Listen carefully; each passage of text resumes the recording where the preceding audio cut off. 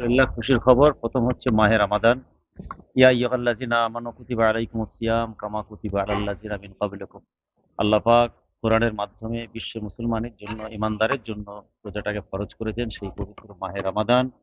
সেই পবিত্র মাসে এবছরে ২১, ২২, ২৩ ফাল্গুন ঐতিহাসিক ইসালে সওয়াব যেটা শুরু হয়েছিল, ইতিহাস থেকে পাওয়া যায় কিছু কম বেশি ১৩৫ বছর, এবং ৭৫০ বা আড়াইশের বা ৭৫০ বাতাসা দুটোই শুনছি আমরা, শুরু হয়েছিল। আল্লাহ করে এখন কিছু কম বেশি ৫ লক্ষাধিক মানুষের আসা যাওয়া হইতে পারে রমজান মাসে, বা বিভিন্ন মানে পরিস্থিতির শিকার হয়ে মানুষ হয়তো বেশি আসতে পারেননি। তারপরেও জুমার দিন আজকে বহু মানুষের সমাবেশ হয়েছে। তো ২১, ২২, ২৩ ফাল্গুনের মূল যেটা, দাদা হুজুর পীর রহমাতুল্লাহ আলহের মাসলাক নীতি আদর্শ যেটা পরিচালিত হয়ে আসছে, তিনি করেছেন দুটো পাঠের উপরে। একটা হচ্ছে তাহাফুজে দিন, দিনের হেফাজত, আর একটা হচ্ছে খেদমতে খালক। তো সমাজসেবামূলক কাজ এবং দিনের হেফাজত। তাই তিনি এটা যে শুরু করলেন মুজাদ্দাবান দাদা হুজুর রহমাতুল্লাহ আলাইহ, এটা কোনো ব্যক্তির অফাত দিবস উপলক্ষে নয়। তিনি শুরু করলেন মানুষকে সঠিক দিশা দেখানোর জন্য। এবং যেহেতু তিনি ছিলেন জামানার মুজাদ্দিদ, এবং এপার বাংলা ওপার বাংলা আসাম অখণ্ড বাংলার তিনি যে মুজাদ্দিদ, সেই সমস্ত তার ভক্ত মুহিব্বিন অনুসারী খোলাফায়ে ইজাম, তাদের খানদান আল আওলাদ সকলকে একত্রিত করার একটা ওনার মূল মাকসুদ ছিল। এবং শিক্ষা, দিনের শিক্ষা, শরিয়তের শিক্ষা, কোরআনের শিক্ষা, এইগুলো ওনার মূল লক্ষ্য ছিল। তারা আসবে, তারা কোরআনের ওই আদেশটাকে ফলো করে তারা চলবে, যেটা ওসিয়তনামা থেকেও আমরা পেয়েছি। আল্লাহ পাক যেমন বলেছেন, তোমরা নিজেরা বাঁচো, নিজেরা নিজেদেরকে বাঁচাও, এবং ও আহলিকুম নার, এবং তোমাদের আহলু আয়াল পরিবার বর্গকে বাঁচাও। কোরআন সুন্নাহকে সামনে রেখে, শরিয়তকে সামনে রেখে, মাসলাক নীতি আদর্শ উসুলকে সিলেবাস আকারে রেখে, ওসিয়ত নসিহতকে সামনে রেখে তারা সেভাবে যাতে চলে, তার ডিসকাস এখানে হবে। এবং মূল করণীয় কি, ওই উজল ধারে নামলাম কিংবা ধনপুতায় নামলাম, টোটাল ঘোরাঘুরি করলাম, মার্কেটিং করলাম, কেনাকাটা করলাম, সেই হই হুল্লাট করে চলে গেলাম, এটা মুজাদ্দামানের মকসুদ ছিল না। বা তার বিদায় নেওয়ার পরে ৫ আল আওলাদ, ৫ আমার নানাজান, ৫ হুজুর কেবলা, তাঁদের পিরিয়ডেও এটা ছিল না। বর্তমান যেটা চলছে কিছুটা হলেও চলছে, যেটা আমরা দেখতে পাচ্ছি যে নোংরা বেড়া জালে আমরা জড়িয়ে গেছি অলরেডি। তাদের উদ্দেশ্য ছিল তারা আসবে জামাতের সঙ্গে নামাজটা পড়বে, বিশাল বড় জামাত, ৭-৮ গুণ সওয়াব বেশি শুধু নয়, কত আলেম ওলামা মুফতি ফকি দিকপাল পণ্ডিত মনীষীদের আগমন হয়, তাদের সঙ্গে নিয়ে একসঙ্গে বড় জামাতের সঙ্গে নামাজ আদায় করা। এবং অবশ্যই এক্সট্রা পাওনা আমাদের, রমজান মাস পেয়েছি, মোতাবারক মাস, প্রতিটা মুহূর্তে কদমে নেকি, ইফতার, সেহরি, তারাবির নামাজ বা জামাতের সঙ্গে নামাজ পড়া।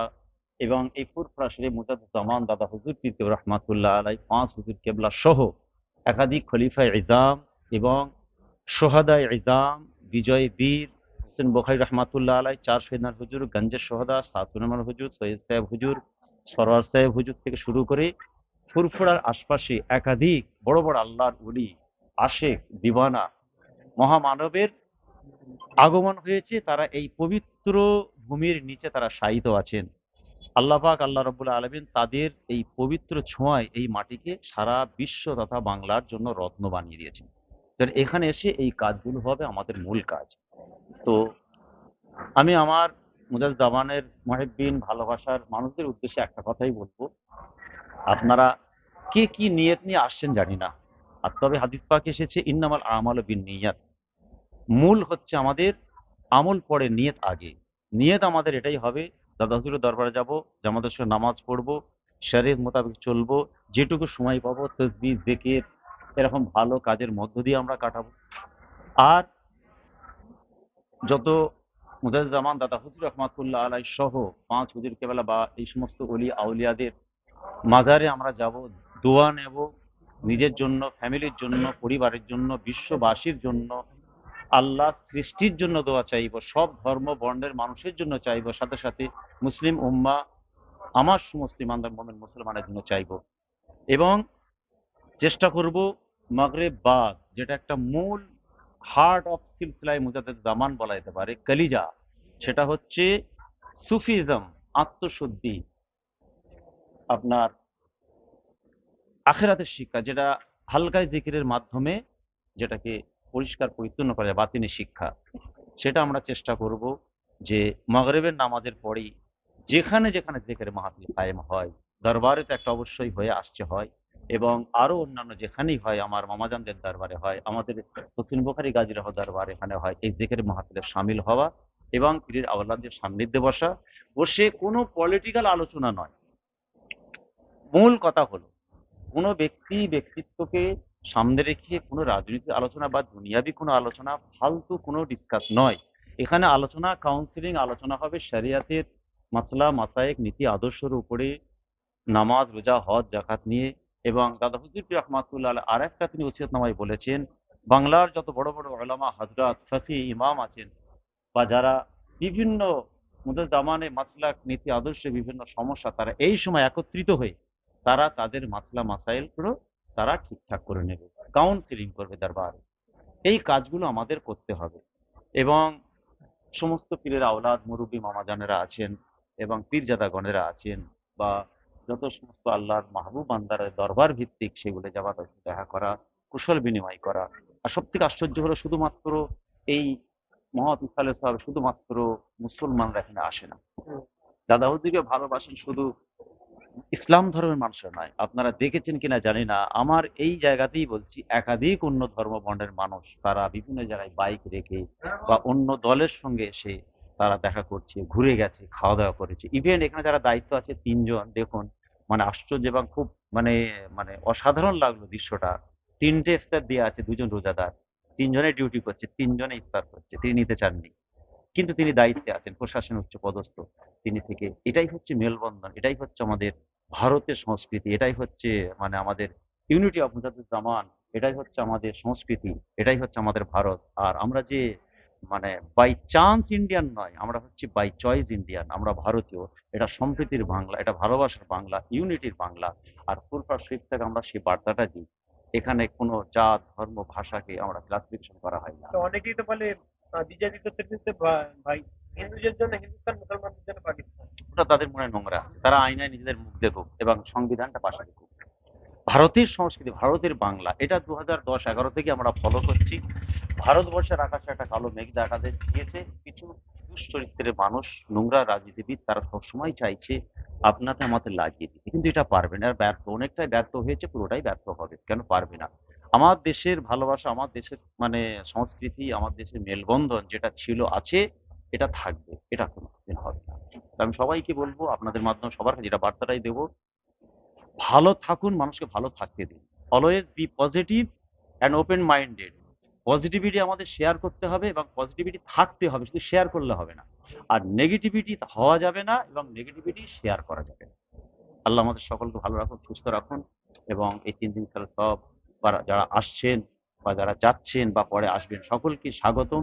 এবং সকলে আসুন, আমরা সকলে, সব ধর্ম সব রকম বর্ণের মানুষ ব্যবস্থা আসে থাকছে তো? এবং সব রকম মাসলাক নীতি আদর্শের মানুষ এখানে আসে। সকলের জন্য দরওয়াজা খোলা। ব্যবস্থা, হ্যাঁ, কি ব্যবস্থা থাকছে? হ্যাঁ, ব্যবস্থা এখানে মোটামুটি আমাদের যেহেতু রমজান মাস, ইফতারের পর্যাপ্ত পরিমাণ ব্যবস্থা এখানে হয়েছে। মানুষ ইফতার করেছে। আমার এইখানে সব জায়গায়, এখানে বলে না, সব দরবারেই প্রত্যেকেই সাধ্যমত যতটা পেরেছেন, যেহেতু দরবার আমাদের মাসলাক নীতি আদর্শ নিয়ে আমরা চলি। মুজাদ্দিদ জামান এখানে শুয়ে আছেন, 5 হুজুর শুয়ে আছেন। তা টোটালটাই দায়িত্ব করে তার আল আওলাদ নাতি পুতা চাচতো ভাই মামাতো ভাই খালাতো ভাই ফুফাতো ভাই টোটাল তাদের। এবং ইভেন গ্রামবাসী এলাকার মানুষ মেহমান, এই টোটাল পূর্ববাসী সবার মেহমান নামাজের দায়িত্ব কিন্তু আমাদের। এরপরেও বলবো, অবশ্যই সাধুবাদ জানাতে হয়। আমরা এখন দেখতে পাচ্ছি পর্যাপ্ত আলো এবং পানীয় আপনারা জল, দীর্ঘ বছরের পানীয়, অভিযোগ করেছিলেন যেখানে হ্যাঁ, লাইট পর্যন্ত দেওয়া হয়নি। অবশ্যই আমার বাইর, আমি আমার কথাই বলছি, এইখানে বসেই বাইর দিয়েছি। 5 বছর আগে একরকম শুনবেন, এখন শুনবেন। অনেকে এটা বিক্ষিপ্ত করতে চাইছে, রং লাগাতে চাইছে, যেহেতু মানে কমপ্লিট ভাবে দরবার কোনো তখন রাজনীতি ছিল জড়িত না, নয়। তখন বলেছিলেন, এখন হয়েছে, এখন এখন হয়েছে, অবশ্যই সেটা গতবারও বলেছি, এখন পেয়েছি বলেছি, আমার এখনো দেওয়া হয়েছে সরকারের তো পক্ষ থেকে। তবে হ্যাঁ, যতটা দরকার ততটা পাইনি, কিন্তু পেয়েছি, এটা অস্বীকার করার কোনো জায়গা নেই। আমি কেন, প্রত্যেকেই পেয়েছি। যারা বলছে পাইনি পাইনি পাইনি, একটু তাদেরকে আপনার মোবাইলে ঘোরাঘুরি করুন, ভিতরে দেখুন কোথায় কি বোর্ড লাগানো আছে, খোঁজাখুঁজি করুন, পেয়ে যাবেন। দিয়েছে, এবং যতটা করার দরকার আশা রাখবো আগামীতে যেন আরো হয়। ওকে বেশি দিয়েছে, আমাকে কম দিয়েছে, এটাও বলবো না। যাকে দিয়েছে তাকে আরো দিক, আর যারা পায়নি তাদেরকেও দেওয়া হচ্ছে, এবং ফুরফুরা যখন দেওয়া হচ্ছে টোটাল ফুরফুরা দেশটা দেখে প্রত্যেক জায়গায় পৌঁছানো হোক। এখানে পানি দেওয়া হয়েছে, এখানে লাইটের ব্যবস্থা হয়েছে, এখানে টয়লেটের ব্যবস্থা হয়েছে। হয়েছে, যতটা পেতে হয়নি বাকিটা আমরা করেছি। যদি 5 বছর আগে পেতাম না তখন কি হতো না? 5-7 বছর আগে এটা আমাদের দায়িত্ব। আমার বাড়িতে মেহমানের দায়িত্ব আমার। সরকার যতটুকু করেছে যথেষ্ট। আমরা দাবি রাখবো, আমরা প্রেয়ার করব যে আপনি আরো দেখুন, আরো ব্যবস্থা করুন। আজকে অনেক মানুষ এসে বলছে প্রশাসনের ব্যবস্থা খুব ভালো ভাইজান, আমাদের গাইলে সমস্যা হয়নি বলছে। এ মানুষকে তো আটকে দেওয়া যাবে না। আর সবচেয়ে বড় কথা, পলিটিক্যাল কথা আমি তো বলি না, কোনো রাজনৈতিক দলের সঙ্গে জড়িত নেই। আর কোনো পলিটিক্যাল কোনো নেতা হিসেবেও আমাকে দেখলে ভুল করবেন তিনি। কেন এখানে তাদেরকে আওলাদ দুজন, আমার হৃদয়ে ডান দিক বাঁ দিক দুটোই আমার মামাতো ভাই, পীরের আওলাদ আছে। তারা তাদের জায়গায় আছে। কিন্তু আমার বার্তা রইল, আমার দোয়া ভালোবাসা রইল, যেটা আমাদের মাশায়েখ মুরব্বীরা দোয়া করেছে সেই দোয়া, তাদের উত্তরসূরি, তাদের আল আওলাদ খানদান একজন পীরজাদা হিসেবে আমারও সেই দোয়া রইল। আমি নওশাদের জন্য দোয়া করব, আমি কাসেম ভাইয়ের জন্য দোয়া করব। নওশাদ ভুল করলে বলো ভাই এটা তুমি ভুল করেছো, কাসেম ভুল করলো ভাই তুমি এটা ভুল করেছো, যেহেতু তুমি তাদের বড় ভাই, এটা আমাকে বলতে হবে। আমি হক নাই সত্য নিতে আদর্শের পক্ষে। আমি চাই মানুষ শান্তিতে থাকুক, মানুষ বেঁচে থাকুক, শিক্ষা স্বাস্থ্য যেটা মানুষের প্রয়োজন সেটা সরকার দিক, মানুষ পাক, বেকার ছেলেরা চাকরি পাক, আপনার শিল্প উন্নয়ন হোক, দেশ আমাদের এগিয়ে যাক, এটা আমরা সবসময় চাই।